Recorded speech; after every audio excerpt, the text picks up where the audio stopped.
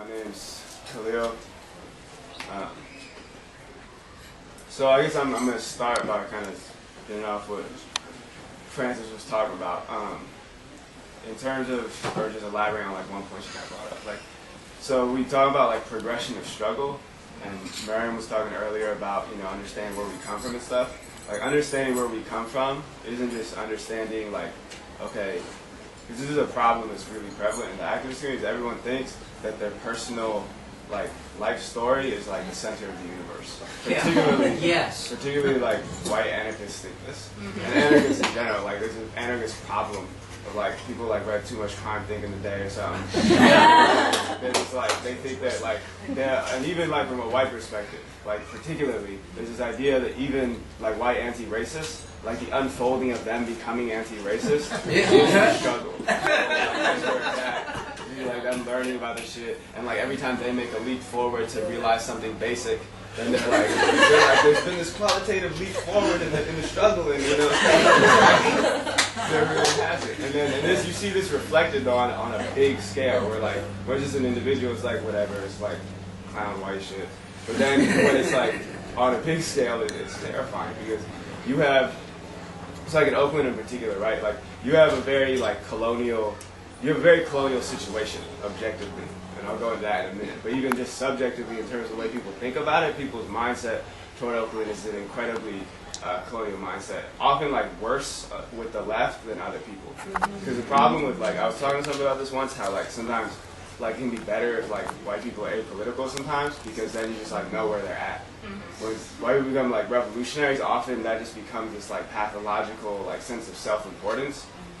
Where it's not good enough to just like, they have to like make everything that they do the most important shit that's happening on the face of the planet because it's actually now a part of their ideology. Like to be revolutionaries, they have to be the most important thing. And so it becomes almost compulsive to find a narrative that will make them the center of the universe. And so you see this influx of white people from outside, right? This feeding into gentrification and stuff, a lot of whom are from the Northwest. A lot of them are from up here. At least the ones that I encountered. And the first thing, this is one of the first things I noticed, because I decided, I did call myself an anarchist, but it was mostly based on reading a lot about the new African anarchist tendency in the Black Liberation Army.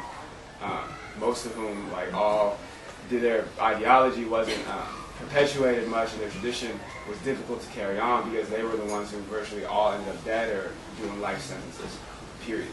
You don't really see how old new African anarchists still around. They went out in firefights, or they went out doing life sentences for having broken comrades out of prison, for trying to melt through walls to get their comrades out of prison with blow torches. So I had a kind of distorted view of what anarchists were going to be like. I'll leave it at that. But one of the things that made me realize really how extreme the kind of white supremacy and colonialism was actually particularly people from Santa Cruz in the Northwest who showed up to Oakland, to the anarchist scene in droves. Like one day I knew 2 of them and they were pretty solid, then there was like 2 or 3 more that were aight, and now it was like 2 or 3 more. I was like, I don't know why y'all are here. Because they didn't seem to know anything about where they were at. They were hella confused. They liked, like, even their cultural stuff would tell you a lot. They thought that, like, they would put like Drake lyrics on flyers and like do ignorant shit in general. They would like play electro at like marches in East Oakland, and you'd just be like, why are you here? And then all of a sudden it was like, I'm not exaggerating, like I can name, and I'm not gonna name, but I'm saying I can give the actual names of like 15, 20 people, all from the Northwest and Santa Cruz, who just showed up. And so I had been working, I had come back to Oakland after like a 7 or 8 year absence. Been back for visits, but I've been kind of in exile, I like to think of it, because my father was trying to make money to feed the family. And when I came back, it took me years to get to a point where I had some kind of like pull and could get in like all the different like little secret meetings and shit to like organize actions and stuff like that. Which wasn't a big deal to me because I was just like, I just wanted to be keyed into different activist circles. That wasn't like my life. I was just like, that's important to be able to mobilize people and have access to different spaces. That had taken a long ass time though, and still, people didn't invite me to different stuff. And people were still confused about like what I was and what my politics were, and mixed me up with like other black anarchists they knew, like thought we were the same person all the time. It was just whack in general. But what really made me see like the contradiction was having gone through that and been like, whatever, that's not my life anyway. I'm not tripping off what these people think or being included. I don't give a fuck.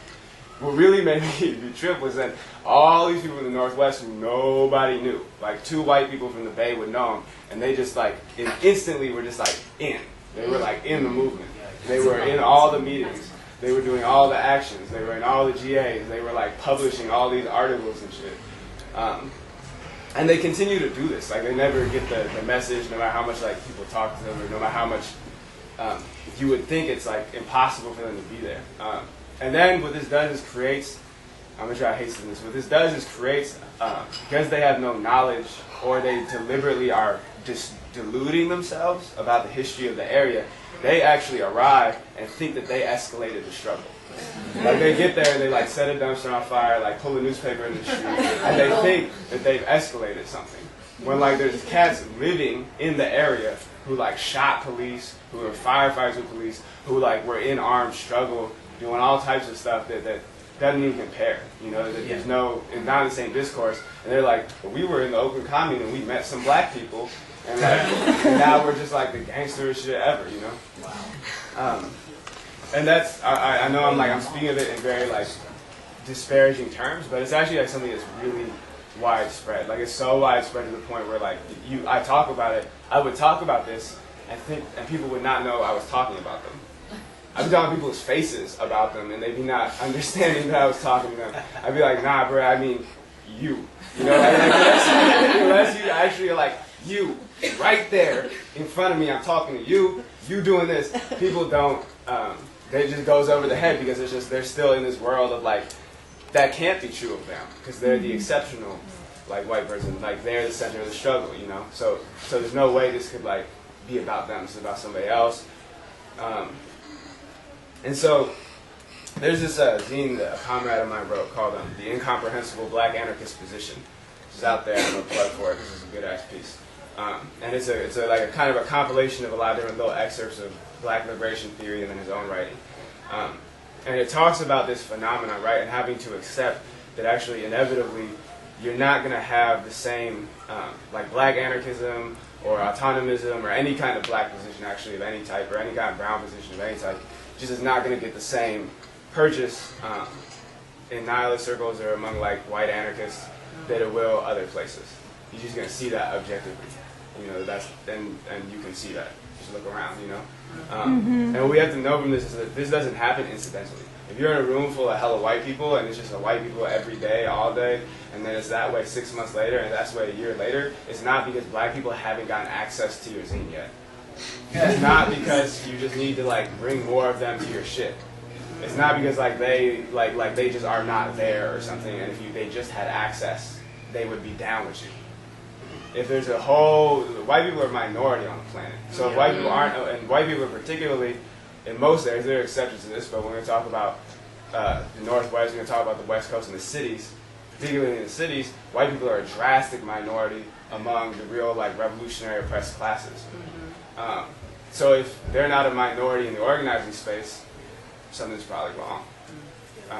And that doesn't come from like some fantastical like cultural like anti-whiteness or something like that, which is not what people attribute to. They think they just don't like us because we're white,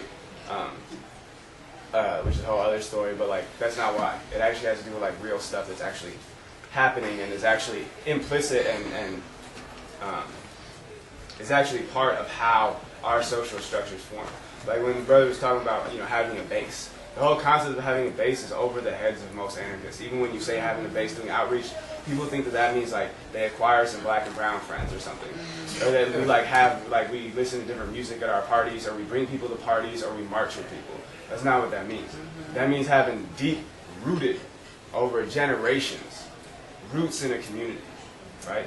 After which you're moving a community, you're moving whole families, right? When somebody's becoming radicalized, you're not radicalizing individuals, you know. It's a whole process with a whole community, the mothers in particular, the daughters, the sons, the brothers, the people locked up are all affected in some way, you know. That's when you're really building a base. Building a base is not just like, you know, we got brown people to attend our shit. That's still like integrationism, and that was supposed to be over with with like the Martin Malcolm debate. It's supposed to be done. That was like, that's done. Like, we did that. Integrationism is silly. Representational politics is not useful. I don't care how many brown friends you have. It doesn't, it doesn't change like the basic objective facts. How am I doing on time? So the first thing we have to do is acknowledge what we're looking at is actually colonialism, even internally, right here. It's colonialism. You can call it what you want. Again, like, we could get into high-powered theory shit and like have a big-ass debate about what's colonialism and blah, blah, blah, blah. Or you just be like, I'll put it this way, like, basically, there's a process by which white people show up in an area, there's black people and brown people there, and afterward, the white people are still there, and our asses are not. Or if we are, we dead or in prison, or just in a very fucked up situation. So you could play a semantics game with that. You could be like, oh, it's capitalism, it's more about class, something, and we could go on all day and I'll hang with you in the debate, but it's kind of meaningless. Like, the fact of the matter is, my family's not going to live here. You could say, oh, I'm not the real enemy, blah, blah, blah, but you moved into the goddamn loft and now the rent is too high.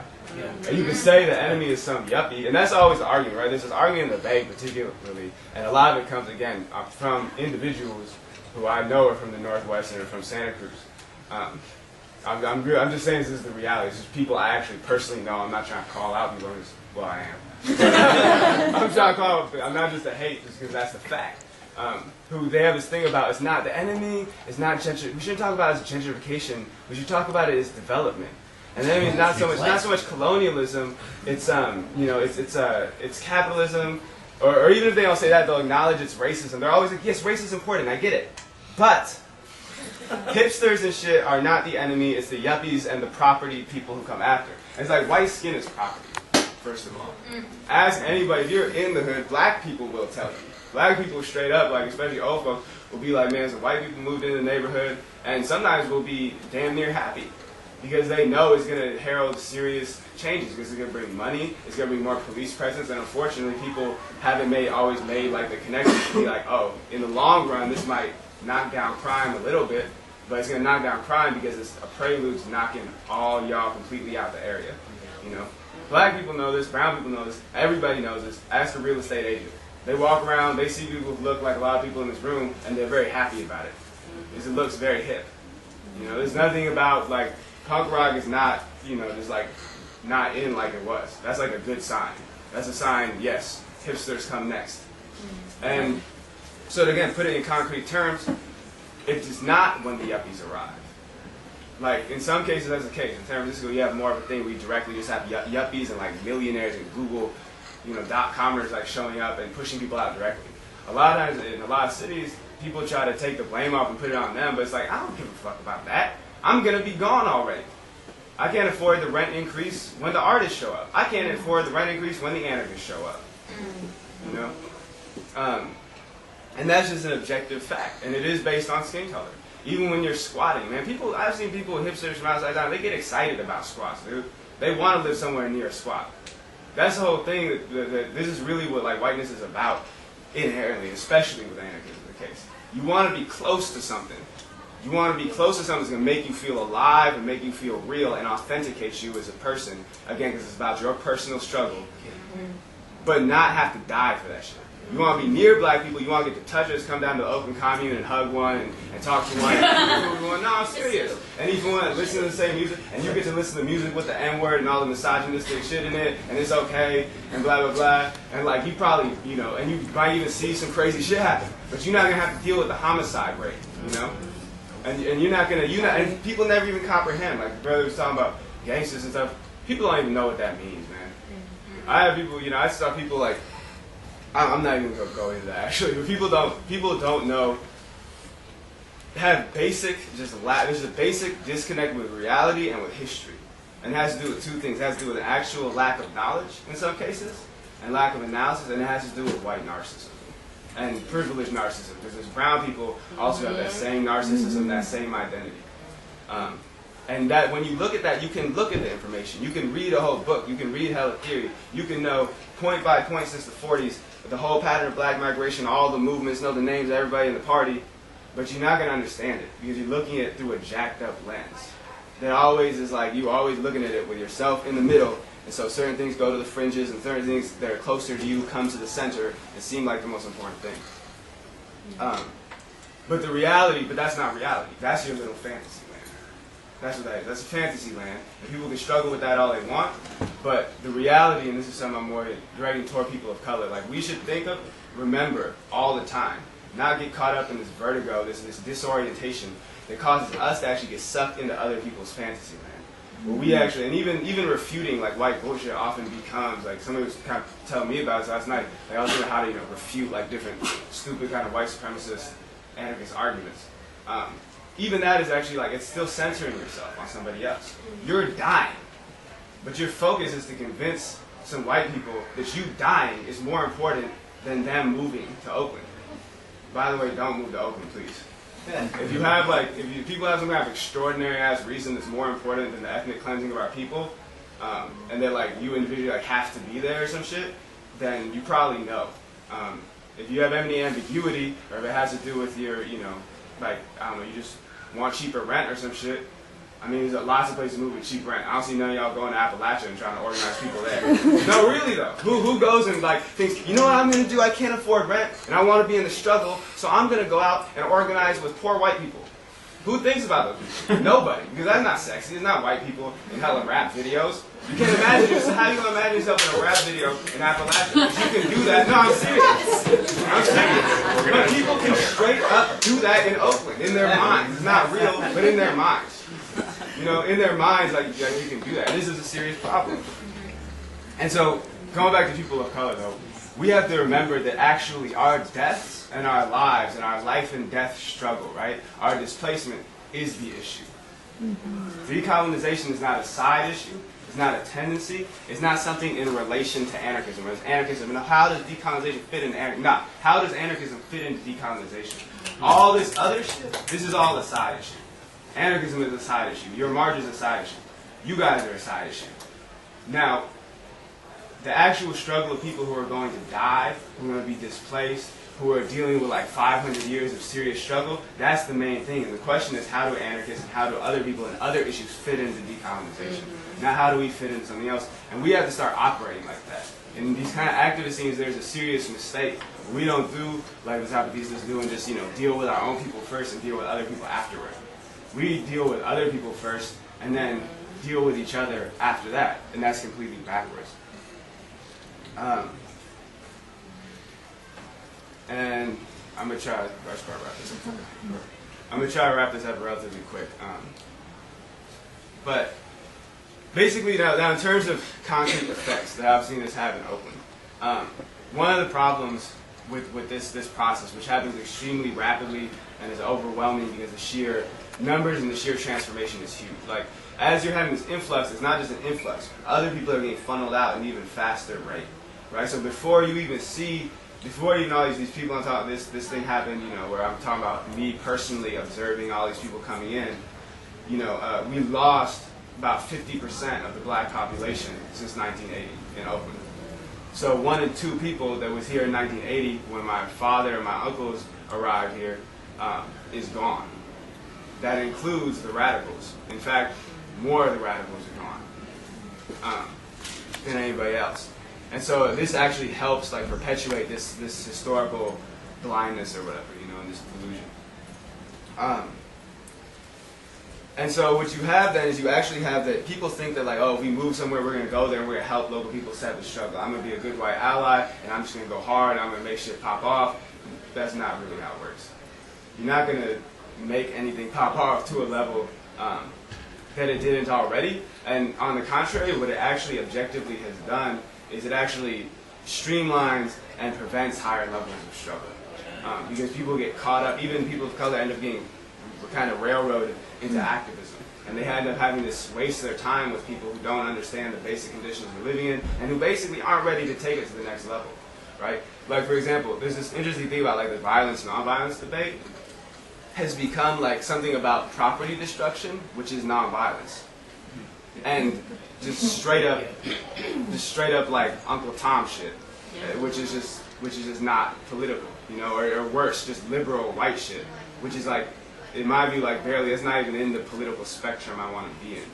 You know, and then the anarchists are like, but we, like, they can read like George Jackson, hear like about Malcolm X, and hear about black liberation struggles, again, because those people are largely dead or driven out by their rent increases that they caused.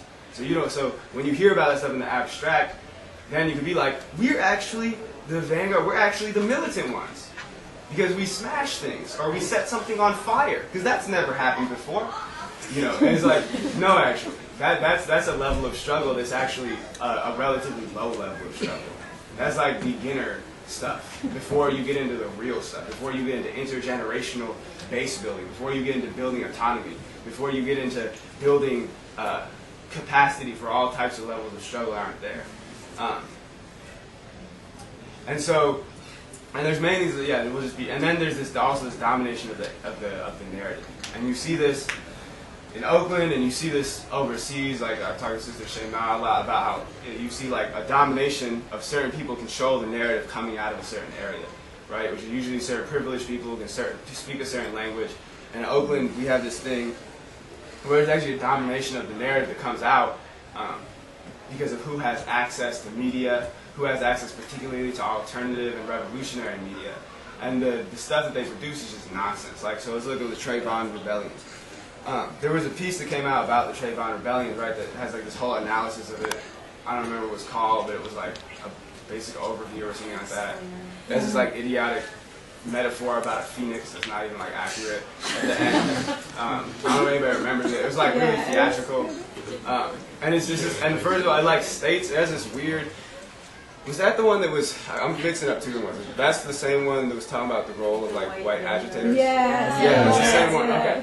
This one was like basically talking about how like white people have this privilege. Some people are more free and some people are less free under capitalism, even though capitalism makes us all unfree. So white people should use the fact that they have more freedom to like do acts that black people can't do or won't do because they're under too much risk, and like that helps to inspire others to do shit. Just again a completely backwards way to look at it. And then it also like it attributed the whole, and you see this a lot. It attributes a lot of the struggle to people who are essentially like white actors.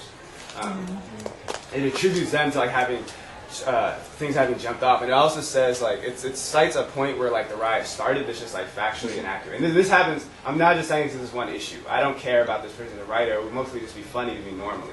But this is like these people have like a monopoly on how the information is coming out of this point.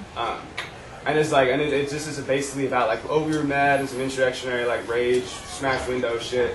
And that's actually not how the stuff jumped off. It jumped off for a much more specific colonial and specific anti-colonial and racial reason. Actually, because the text started getting circulated and rumor got out on the streets that white people were getting pulled out of their cars in East Oakland and pistol whipped.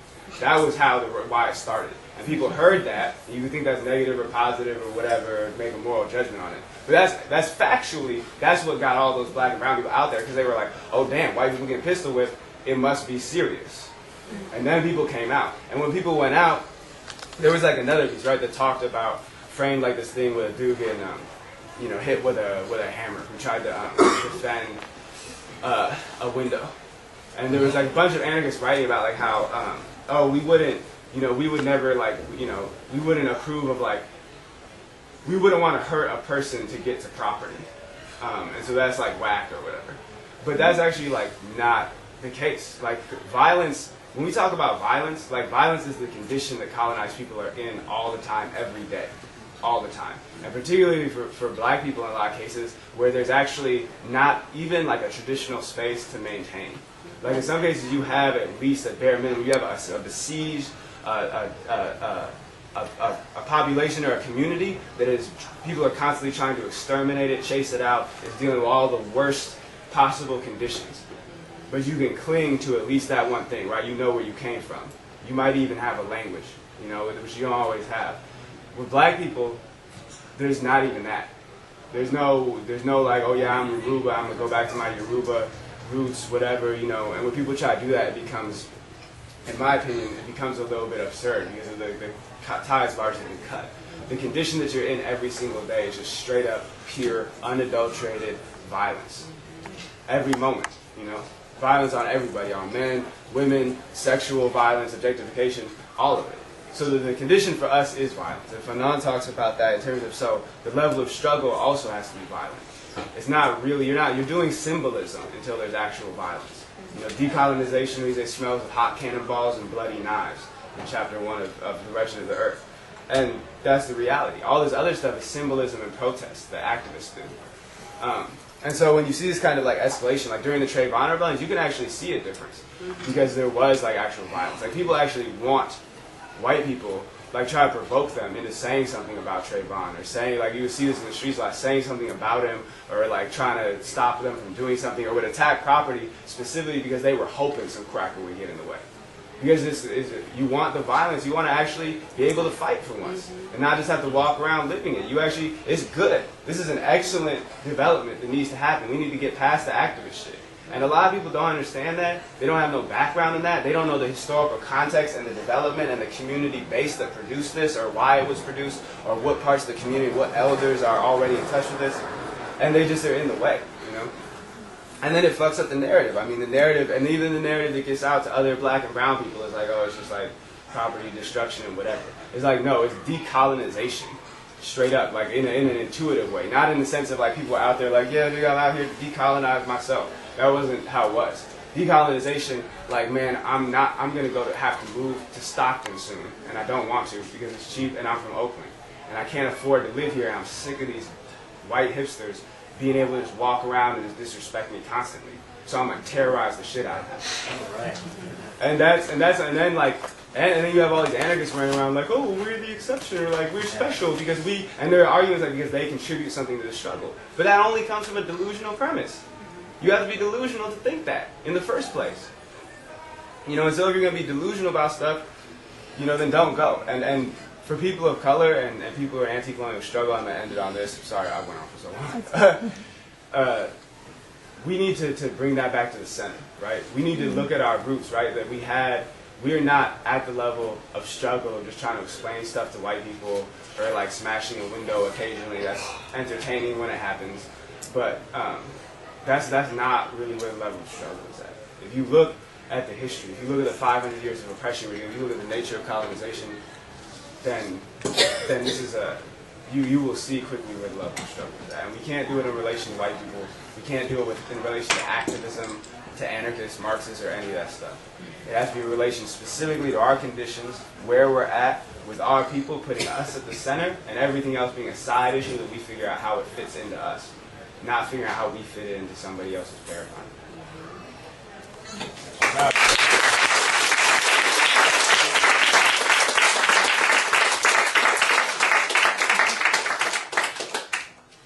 So I'm Emily. I came up with the Oakland folks. I've only been in Oakland a few years. I'm a gentrifier. It's fucked up, working through it. But I'll always be a gentrifier in Oakland, and I'll always consider myself a guest because I just arrived there. So I was asked to talk to specifically the white comrades in the room about participating or not participating in decolonial struggle. So to break it down like really simply before I get into the different points, the main things to remember are: 1, you're not necessary. 2, your opinion really doesn't matter. 3, no one owes you space. And 4, your standard operation and procedure should be to step back and shut up. So those are like the most important things to remember. So it's really important to step back, listen more, be humble, shut up. If you have a defense forming in your mind right now, shut up. And it's really important to be humble, that you don't know everything, you don't know what it's like, and like that should be like the baseline that you're always working in and always reminding yourself of, no matter how close you are with comrades that are directly impacted by colonization. Even if they're your best friends, even if they're your partners, it doesn't matter. Like, that should be something you're always operating in. And from that point, you can start building more real relationships that aren't tokenizing, that aren't like all these things, or at least that are conscious of these things. And so that should be the foundation of how you relate. And it's really easy to kind of operate in this sort of white guilt mentality. And we all know that, like, we're not supposed to have white guilt, we're not supposed to operate in white guilt, but you have to be really honest and examine that, because it's easy to slip into. But if you're operating out of white guilt, or if you're operating in this idea that you're the exceptional white person, then that means that you're operating in your ego, and that's in the way. And that's going to always be in the way. That's going to get in the way of you listening. It's going to get in the way of other people's struggle. And I'm not going to go into that too much because Matt already talked about it, but it's not about you. So if your ego's in the way, then you're making it about you again, and that's not what decolonial struggle is about. So, yeah, those are like some of the, oh, and also you should always be aware of your privilege, your impact in a space, in your neighborhood. Being broke doesn't mean you're poor. Supporting Black liberation or whatever decolonial struggle doesn't mean that you're Black. And it doesn't negate your gentrifying impact. Your presence still has an impact. Just your presence has an impact. And that's something you should always remember too.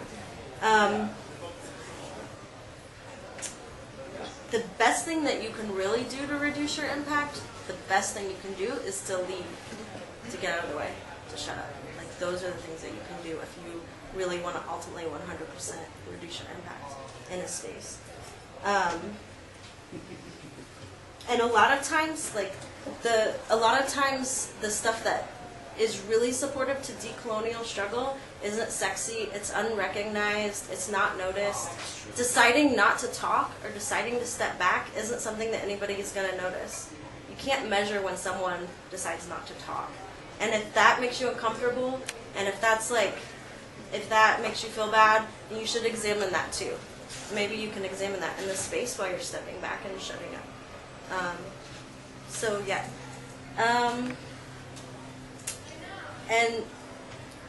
And you might think, well, I have things to contribute, I have things to add, like, I have this really great consensus process, but your fucking processes aren't universal. Like, everybody doesn't work in the same processes and the same mode of communication and the same ways of reaching consensus. Making a stack progressive doesn't magically make it accessible to everybody. And that's something that, like, we get attached to, we get comfortable with it. It becomes like the mode that we operate in, but it actually isn't always accessible, and it's not universal. And above all, like, white people don't define what liberation means for people that have experienced colonization. One thing I can say is Muslim women don't need to be liberated by being told what to wear or what not to wear. Women of color don't need to be liberated by being told how to relate to the men in their lives, to their communities, to their marriage, to their children, to their families. If you think you're going to liberate someone by telling them about that, you need to shut up again. Like, that's just fucked up. Let's see. Yeah, so that's something that I see a lot, and one way that I see it done, like, in this really, like, sort of, like, I don't know, sort of sneaky, acceptable way is the misuse of, like, talking about identity politics. Like, oh, well, you know, that person, blah, blah, blah, blah, blah, they're just operating in identity politics. It's not a white person's job to tell a colonized person what the correct race analysis is and how they talk about it. So just, like, fucking, like, put that word away. Like, stop talking about identity politics. Yeah, and don't expect folks of color to explain things that you don't understand. And this gets said a lot, but people keep doing it anyways. So, like, internalize it. You should not expect people to explain things to you, because then again, it's about you, it's about your understanding. As Iman, like, elaborated on, the struggle isn't about you. The struggle isn't about your personal journey. It's not about your personal development.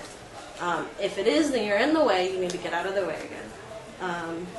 Because being in these spaces, like, your main job is to learn and to be quiet. Otherwise, you're in the way. Like, just get out of the way. So asking people to explain something after they've already had to experience the impact, and then you ask them to explain that, and put the burden of the energy and the work on them, it's fucked up. So if you are participating in political work around decolonial struggles, or around anything, because decolonization is not like add water and mix. It's not something you like tack on. Like, I organized this great event, but like there's not any people of color speaking, so like, oh my god, my friend is really good at speaking, like very eloquent, like I'll throw you on the panel and it'll be like decolonized kind of. Like, it doesn't work that way. Like, first of all, you should like be waiting to see what that person organizes, what that person prioritizes, and like maybe if you can be useful and they ask you to be useful, you can enter that space. The fact that like you create something and then try to make it like part of the decolonization struggle by like adding a person of color, like we have a word for that, that's tokenization. And everybody knows that, but every time I'm in like political spaces and anarchist political spaces, it's still happening. Like, there's fancy words for it, like there's fancy ways to like do it and manipulate it, but it's still the same thing at the end of the day. It still has the same impact, and it's still invisibilizing and marginalizing. So if you're not like waiting to be used and you're just like looking for a way to make something look better and look less white, then you're doing something wrong. If you're wondering like, am I putting a level of risk on people of color by doing this action? If you have to speculate on that, then that means like you're in the wrong space in the first place. So like if you are working in a space that you've been asked to like work in, that's like led by people who have experienced the impact of colonization, you should step back. You should stick to your unique skills that you've been asked to contribute.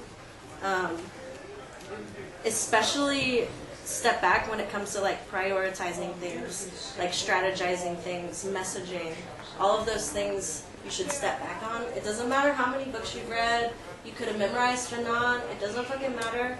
Like, just step back and let those people take the lead and stick to the things that you're good at, that you've been asked to contribute. And out of that work, you'll build relationships, you'll learn, and maybe you'll be useful in other ways, maybe not. It really doesn't matter, because again, it's not about you and your opinion isn't that important. But you know, those relationships are the key to us all winning. And so one thing that's really important, that's something I've been dealing with personally, and all of these things I'm saying are things that I remind myself of every day, that I'm like I've not perfected or something like that. But Mariam was talking a little bit about like roots. Well, a lot of folks have been talking about like roots and family and community, and how all those things play into this struggle. And I come from a background of white missionaries that were missionaries in India during independence. And they had a very colonizing impact. Like missionaries, like as we all know, missionaries and colonizers go hand in hand. Like even in the 20th century, it's just in a different, subtle way. And so that's my heritage, and that's where I come from. And so that's been passed down through generations, and in really sort of unexpected, subtle ways. Even though my family is very loving and very accepting family, that culture of colonization is a really big part of the culture of my family. And so it's really important, if you really want to make a big impact, like rather than inserting yourself into people of color trying to organize themselves, or people that have been colonized like trying to organize themselves and trying to like build and do all these things, rather than inserting yourself in there, you'd be a lot better of use going back to your family and engaging that colonized history, that colonizing history, and the history that's impacting your culture still, and that's impacting your community, that's impacting your relationships, and that's impacting yourself. Understanding those histories and engaging them in a real way, that's something that can be useful, that can make a change like in like the broader society like out there, that's like fucking scary for people of color to even go into those communities. Like if you go into those communities and engage them and take back what you've learned by being silent, that can be a lot more useful. It's not sexy, nobody's ever gonna know, nobody's ever gonna give you like a fucking Anarchist award, like it doesn't look cool, but like but like that's what can make a real impact, and that's actually your obligation. If you actually want to be a comrade, that's an obligation. So if you, again, just to like reiterate, just to wrap it up, if you want to be of use in a space, then shut up and learn and step back. You're not necessary, your opinion doesn't matter. No one owes you space, and you need to get out of the way.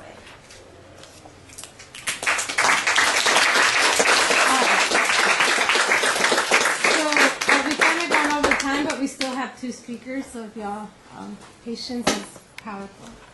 I will be so brief, at least attempt to be. Folks are going to be like, yeah, right. Peace, everybody. My name is Greg. And I'm one of the 5% of this poor part of the planet Earth. Okay? Arm, leg, arm, head. That's who I am. Okay? Like that. So, as you see, we're a very diverse group here. You understand what I'm saying? You know, people ask me, you an anarchist, you a Marxist? No, actually, I'm a minor prophet. Based upon, how do I know? Based upon the things that I've walked, based upon the things that have happened to me, based on things that continue to happen to me, and based upon the reactions of people when I open my mouth in the public. I put it to you like this: I come up in the temple, kick over the money changers thing, and teach it back to the Pharisees. Feel me? So let me start off with a quote. Well, let's see. Here's the one. And here's the one. There's a common theme I've been hearing from everybody of the whole thing of orientation. You know, where you're coming from with yours. Feel me? And there's material reality trumps any moralism or anything else, because it's off of material reality that people act or react, regardless of what you think. Okay? Hey, if you're hungry, you're going to seek out food. That's real. If you're thirsty, you're going to seek out water, regardless of where you are. Okay? And likewise, how you do that is going to be largely shaped by the world around you. And here's what I mean. I'll have to put it to you like this before I even get to the quote. If you have access to hot and cold running water, you're privileged. Straight up. Straight up. And there's a world of difference between the guy who works in the mine to get the metals to make your computer for $1 a day, doing 18 hours, 10 hours if he's fortunate, versus the friend of yours that works at the Wendy's or the McDonald's doing a 10-hour day at $8.50 an hour. Apples and oranges. And it's going to shape how you see the world, and it's going to shape how you do things in said world. And there's a reason that folks come from so-called third world places. Okay? Because, you're in a place where, hey, look, you got your $1 a day, but you also have the effect of, if you want anything done, you might have to bribe whoever the local boss is in your region, whatever that means, okay? And that's very common all over the planet, that you're gonna have to, come clean to somebody to get something done, whatever that may be, right? And you have a little bit of that in the first world, but it's, there's, the people I've talked to, I had a woman who was one of my personal training clients, and she was Eritrean, talking about, gee, I left there because of all the bullets flying, and now my son wants to get off into this gangster shit. What do I do? And it's like, well, the first thing is you got to give him some context. And she's like, yeah, I hadn't thought of that. She hadn't really told him much about home, really. Not really. And I've met a lot of folks that happened to, and later on when they become adults, they got to go out and figure it out, And if there's any parents in the room, don't do that to your kids. Even the white folks, don't do that to your kids. Teach them truth from the time they're small. So hopefully they won't get super caught up once they're older. Okay, 'cause that's what I do. I work with kids. I'm watching folks run around and get caught up because they don't have knowledge of self and they're living a beast life. Straight up, So I'll give you this quote.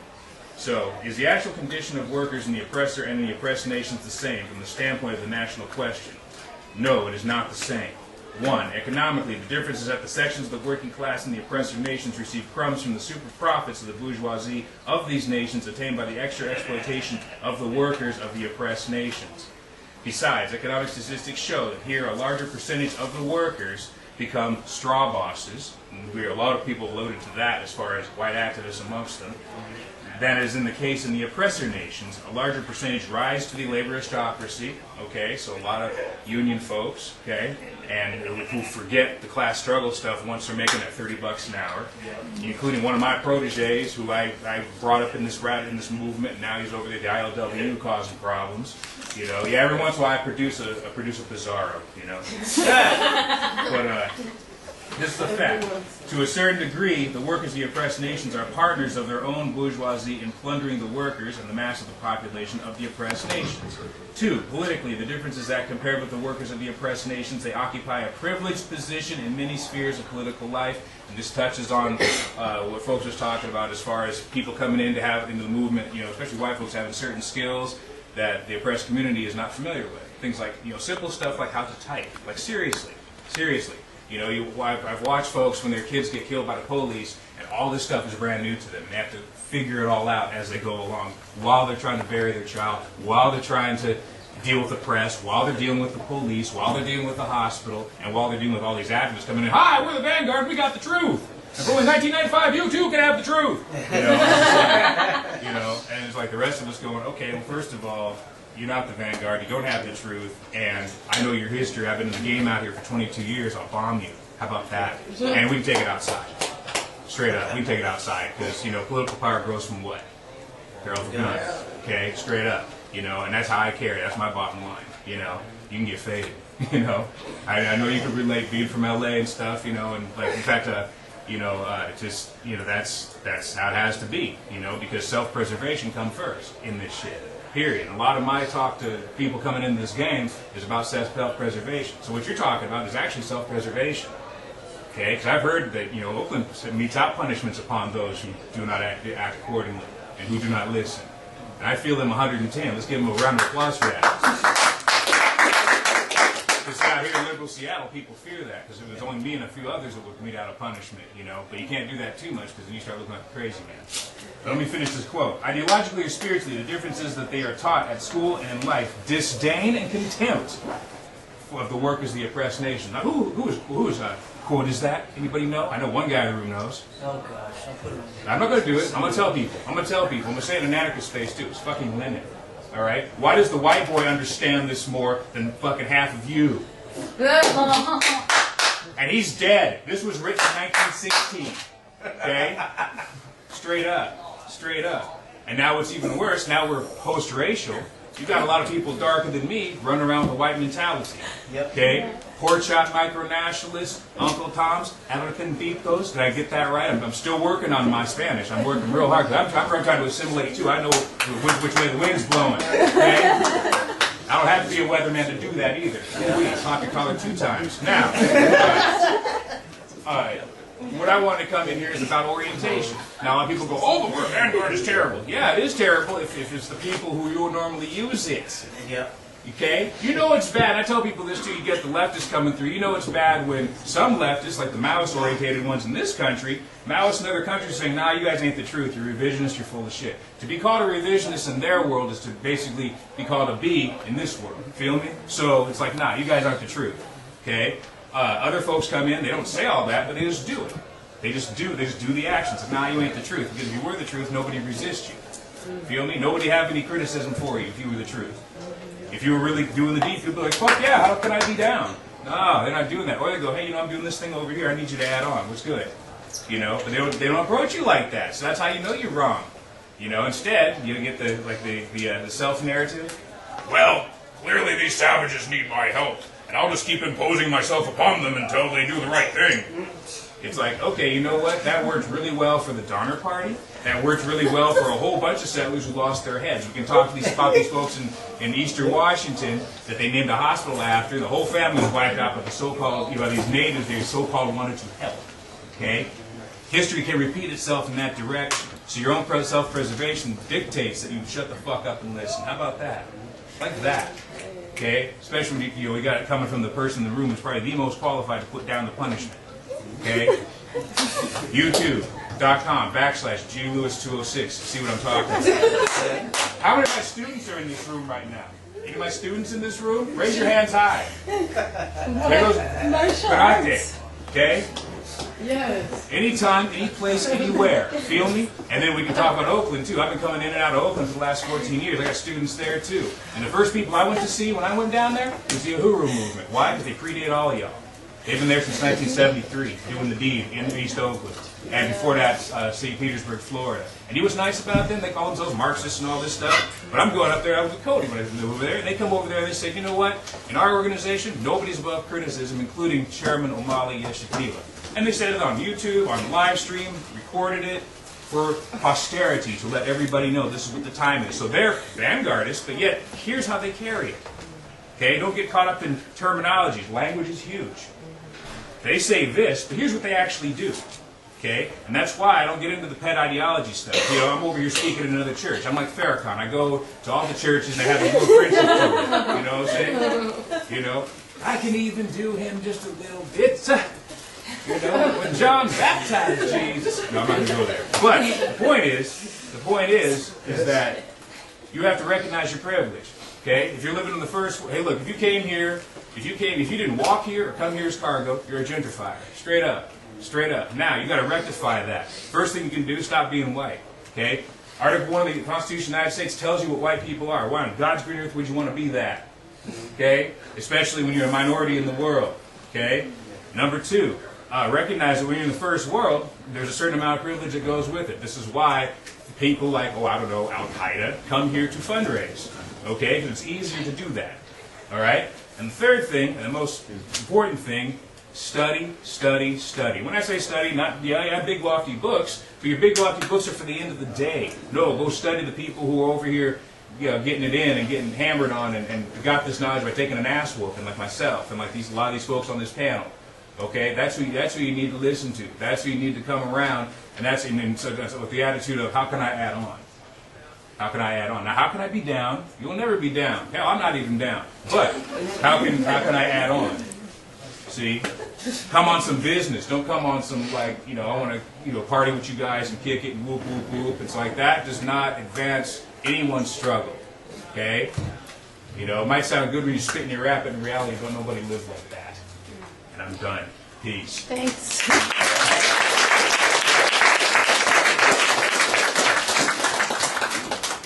I was going to talk about some stuff, and I'm not now, but I do want to ask y'all a few questions, mainly I'm not talking because they said everything I was going to say.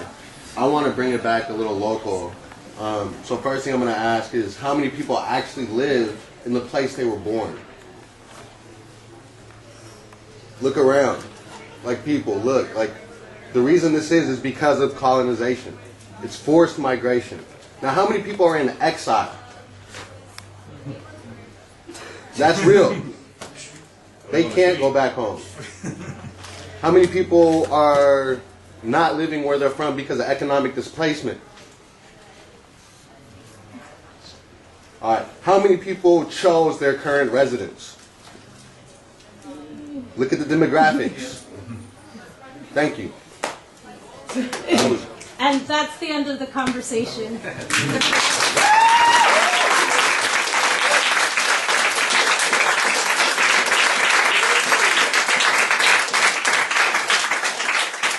put this panel up on Bay Area Intifada at some point, just to let everybody know. Also, I got a recording here, all power to the positive God info. We'll put a beat behind it that makes sense. Hopefully we can get one from this guy over here. I got CDs for sale. Oh, come on. He's really- playing tomorrow, by the way. Really quickly, there's a hip-hop show tomorrow at 7 at Southside Commons. You all should be there because really, this space is completely the opposite of what that will be tomorrow. Like, completely opposite. Of faces, of colors, completely opposite. So back there. Yeah. I just want to throw this out here. Okay, as well as Dan has, we always know each other, but lived through the whole time in Seattle. The CD and the South, and in particular, are completely gone. Yeah. All the people that moved in are gentrifiers. All of us got pushed. I really can't afford the South anymore. I still live in Seattle, barely. But I can't even, no, it's not happening. There's black people moving in. This idea of exceptionalism, I'm special, I'm special, I'm special. No, you're not. I'm not goddamn special, and I can't even get back to my community because during gentrification, everybody went to prison with me and either got out or didn't, and now I can't find them or were moved, and guess what? I can't find them. So I can't even organize my own community, so I'm stuck here, and I want to point something out. There are brown people in this, and the anarchy space, even this panel is like brown people came to an anarchy space that is mainly white, right? But whenever there was events, even here, that were mainly brown, there were brown events put on by brown people, how many anarchists did you see there? I'm just going to ask you. 5. That's being generous. That's being. All of my students. The other thing I guess I wanted to mention too is like, it isn't also about like, you know, we gotta I guess understand that despite all what we're saying is very real, you know what I mean? But we're saying it because we recognize each other as potential allies. So the conversation needs to keep going and shit. Like this almost feels like y'all fucking, you know what I'm saying? Like don't say nothing and shit. We're about to talk, which oftentimes is very necessary. Whether we have to determine whether or not these are safe spaces, and if they are, then for folks, if folks are taking shit personal, I guess that's on you to figure out, you know, with your friends and shit. But like, what I want to say is like, but it could be a conversation as well. Like we can move away from this right here, and we can continue the dialogue. Some shit that wasn't understood, or you don't agree with certain things. It's all right. If we see each other as allies, we can have those types of conversations, so that we can have mutual growth. You know what I mean? Yeah.